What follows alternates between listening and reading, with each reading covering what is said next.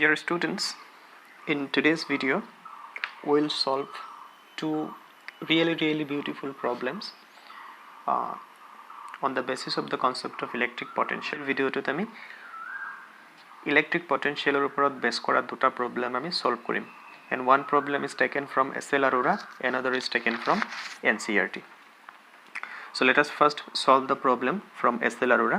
Problem to কি কৈছে যে we have two spherical shells. They are separated by a distance d, and one shell is having minus q amount of charge and another one is having plus q amount of charge, and the radius of the both spherical shell is smaller. তার পিছত আমাক কি কৈছে, আমাক কৈছে যে find out the potential difference between these 2 points. এই দুটা পয়েন্টের মাজৰ আমি কি উলিয়াব লাগে, potential difference. So okay, let us call this point A and this point B, and this is sphere 1 and this one is 2. এতিয়া সোয়া ফার্স্ট আমি কি কৰিম, A পয়েন্টত ইলেক্ট্রিক পটেনশিয়াল উলিয়াম। এতিয়া সোয়া A পয়েন্টত যদি আমি ইলেক্ট্রিক পটেনশিয়াল উলিয়াব বিচাৰো, আমি ইয়াতে কি কৰিব লাগিব, স্ফিয়ার 1 এর কারণে ইলেক্ট্রিক পটেনশিয়াল উলিয়াব লাগিব, স্ফিয়ার 2 এর কারণে ইলেক্ট্রিক পটেনশিয়াল উলিয়াব লাগিব, because this point A is influenced by both the spheres. Okay, so potential at A কিমান হ'ব, potential due to sphere 1 plus potential due to sphere 2. এতিয়া সোয়া এক নম্বৰ স্ফিয়াৰৰ কাৰণে ইয়াতে পটেনশিয়াল কিমান হ'ব, তো সোয়া এক নম্বৰ স্ফিয়াৰৰ ইনসাইডত আছে পইণ্টটো, তো স্ফিয়াৰ এটাৰ ইনসাইডত যদি কোনো এটা পইণ্ট থাকে, সেইটো পইণ্টৰ পটেনশিয়াল কিমান হয় 1/4 pi epsilon naught. The charge is minus q divided by radius of the spherical shell. মনত আছে না? This was the definition. Sorry, this was the formula to find out the electric potential inside or at the surface of any sphere. হল আকৌ second স্ফিয়াৰৰ পৰা এই পইণ্টৰ distance কিমান, d distance, গতিকে what will be the potential at A due to this sphere? It will be charge of this sphere, which is q. First of all we have to multiply 1/4 pi epsilon naught. Now charge by distance, charge is q and distance is d. Fine. So this is what, this is the potential at the point A. Similarly we will find potential at the point V. It will be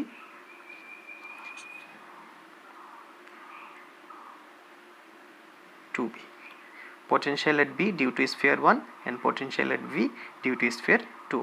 So sphere 1 এর কারণে B point কি হয়েছে, sphere 2 এর বাহিৰত আছে আৰু কিমান ডিসটেন্সত আছে, d ডিসটেন্সত আছে, গতিকে এটো কিমান হ'ব, নেগেটিভ চার্জ মাইনাস আহিব 1/4 pi epsilon naught charge divided by distance.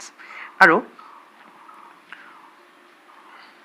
Second স্ফিয়াৰৰ ইনসাইডত আছে point 2, B point 2, that means the potential due to sphere 2 will be 1/4 pi epsilon naught charge divided by radius.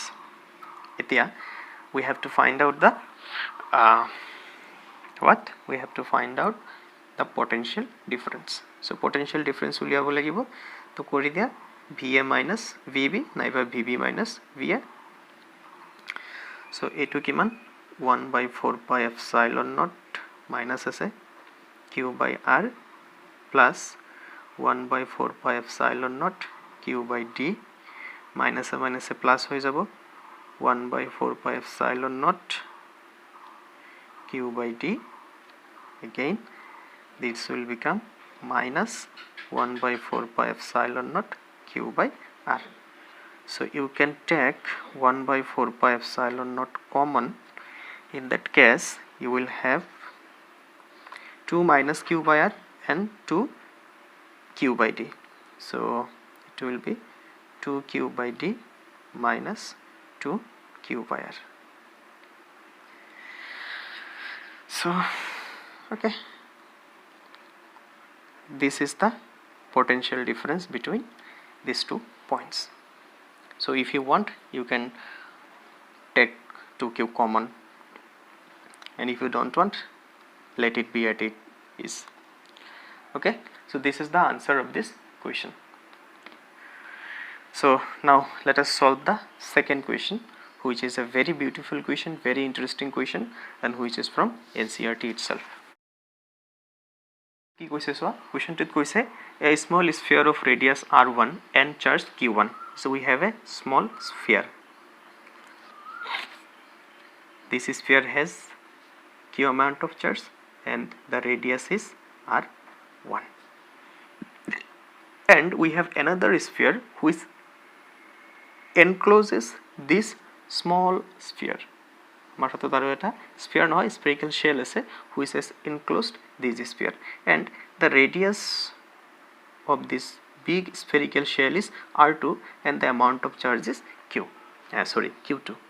তাৰপিছত আমাক কি কৈছে, আমাক ক'ব কৈছে যে if this q1 charge is positive and if we make a connection between these two spheres with a wire, then charge will always flow from the smaller one to the bigger one, and it will not depend upon the amount of charge that is on that bigger sphere. ডাঙৰ স্ফিয়াৰটোত যিমান charge নাথাকক কিয় charge সদায় কি হ'ব সৰুটোৰ পৰা ডাঙৰটোলৈকে যাব, সেইটো আমাক প্ৰুফ কৰিব দিছে। ওকে, এইটো আমি এতিয়া এনেকৈ প্ৰুফ কৰিম। আমি কি কৰোঁ, আমি ধৰি লওঁ যে এই সৰু স্ফিয়াৰটোৰ থকা এটা স্ফিয়াৰটোৰ সাৰফেসত থকা এটা পইণ্ট হ'ল এ আৰু ডাঙৰ স্ফিয়াৰটোৰ সাৰফেসত থকা এটা পইণ্ট হ'ল বি। এতিয়া আমি কি কৰিম, এ পইণ্ট আৰু বি পইণ্টত পটেনশিয়েল উলিয়াম, তাৰপিছত কি হয় চাই থাকা। চ' প্ৰথমতে আমি এ পইণ্টত পটেনশিয়েল উলিয়াওঁ, লাষ্ট প্ৰব্লেমটোৰ নিচিনাই। এইটো কি হ'ব v1a plus v2a, potential due to the small sphere plus potential due to the big sphere. তো চোৱা স্মল স্ফিয়াৰৰ কাৰণে ইয়াতে পটেনশিয়েল কিমান হ'ব, this point A is at the surface of the sphere, and at the surface of any sphere the potential is given by 1/4 pi epsilon naught charge divided by radius.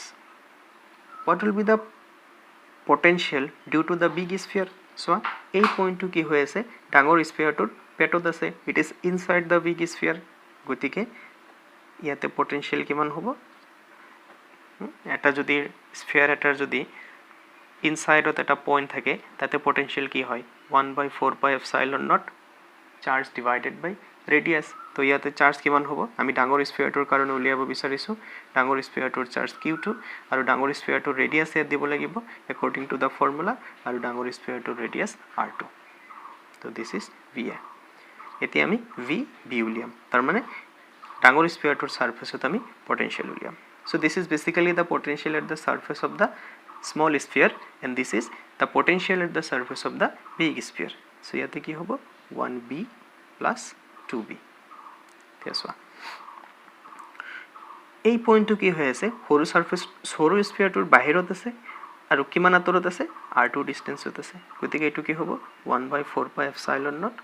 আমাক সৰু স্ফিয়াৰটোৰ charge কিমান আছে q1, and what is the distance of this point from the center of the smaller sphere, it is r2 plus আৰু চোৱা B পইণ্টটো 2 number স্ফিয়াৰটোৰ সাৰফেসত আছে আৰু সাৰফেসত পটেনশিয়েলৰ formula কি হয় চাৰ্জ বাই ৰেডিয়াছ। তো this is equation 1, this is equation 2। এতিয়া আমি কি কৰিম, এতিয়া আমি va মাইনাছ vv কৰিম। va মাইনাছ যদি vv কৰা এইটো আৰু এইটো কি হ'ব কেনচেল যাব, কেনচেল গৈ একেবাৰে কৰি দিছোঁ চোৱা 1/4 pi epsilon naught আৰু q1 কমন আহিব। তো q1/4 pi epsilon naught common আহিব, এইটো টাৰ্ম আৰু এইটো টাৰ্ম কেনচেল গ'ল, তো ইয়াতে কি থাকিব 1/r1 minus 1/r2।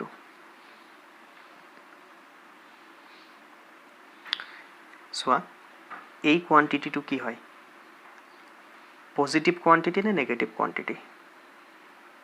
This is a positive quantity. How? কাৰণ চোৱা r1 is smaller than r2, গতিকে 1/r1 is greater than 1/r2.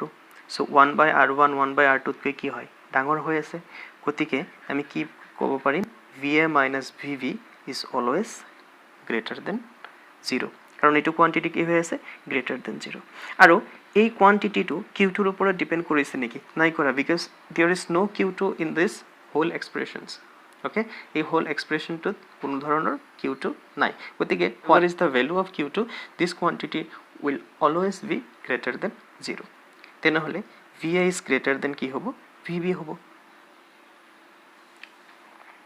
okay irrespective of the amount of charge that is resting on the bigger sphere ডাঙৰ স্ফিয়াৰটোত যিমানখিনি charge আছে সেইটো কথা নাই vi will always be greater than vv হয়নে তো সৰু স্ফিয়াৰটোৰ সাৰফেসৰ পটেনশিয়াল সদায় কি হ'ব ডাঙৰ স্ফিয়াৰটোতকৈ বেছি হ'ব এতিয়া আমি যদি এটা কানেকশ্যন কৰি দিওঁ তেনেহ'লে কি হ'ব আমি জানো charge always flows from higher potential to lower potential and now what we have proved this is at lower potential and this is at higher potential গতিকে চার্জ সদায় কোৰ পৰা কলৈ যাব সৰুটোৰ পৰা ডাঙৰটোলৈকে যাব তো লাষ্টত তুমি কি লিখিব পাৰিবা since the potential of the sphere is always higher than the potential of the spherical shell no matter what is the value of q therefore charge necessarily flows from Q1 sphere to the shell so this is the answer